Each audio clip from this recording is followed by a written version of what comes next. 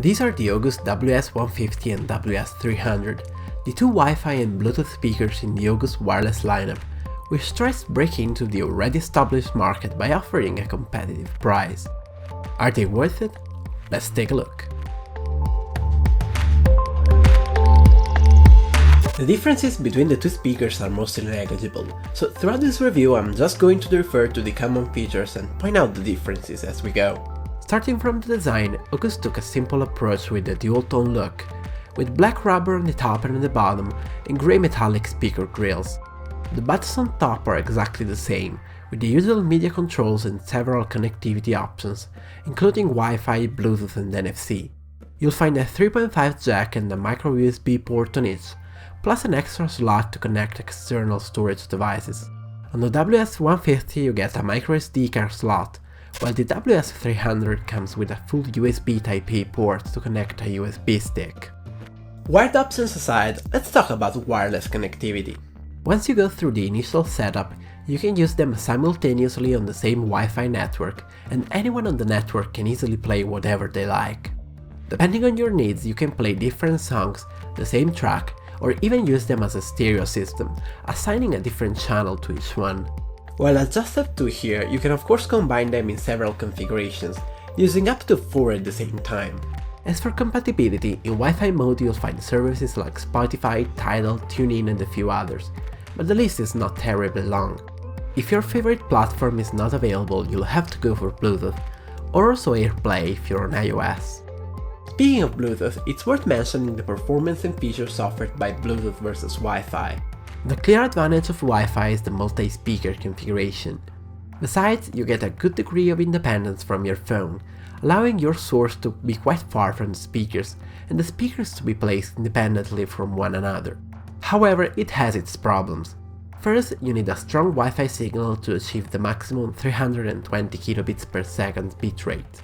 Secondly, it takes a minute or so to connect, and even when it does, the connection tends to be unstable over long periods of time. Sometimes one speaker will stop playing for a while, or it will take a moment to respond to your commands, which can admittedly be frustrating. Bluetooth on the other hand makes for a rock-solid connectivity, but you lose the multi-speaker features and you need to keep your phone nearby to keep the music playing. Overall, I'm not too happy with the connectivity stability, so hopefully they'll push some firmware updates sometime soon. Moving on to sound, as I mentioned earlier, the speakers sound very similar. The WS300 naturally is a bit louder, at 15 versus 10 watts, and a bit stronger on the low end, but not as much as you'd think by simply looking at the specs. They both get loud enough to fill a medium-sized room, with acceptable distortion even at the very max volume. Soundstage is also decent for speakers of this size, making them a good option for movies or videos. I didn't notice any frequency range in particular taking over the others, so they can play well in most genres with no problem. A finer ear will notice that they both begin to struggle as you approach the low end of the scale, but it's only noticeable in very quiet environments and only if you pay close attention, so for generic use they do well enough. All things considered, they both score really high for portable speakers in their price range, so sound quality won't be a concern. Finally, as for battery life, you can easily get around 10 hours from each on Wi-Fi and a bit more on Bluetooth.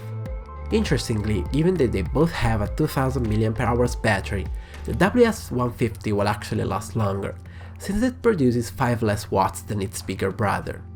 So in conclusion, is it worth investing in this system? Coming in at $180 respectively, the WS300 and WS150 are much less expensive alternatives to the competition, but this comes with its downsides.